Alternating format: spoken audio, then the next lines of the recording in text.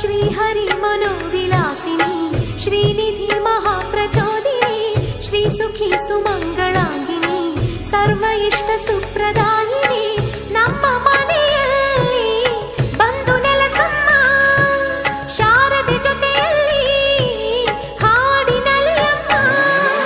Lakshmi Mahalakshmi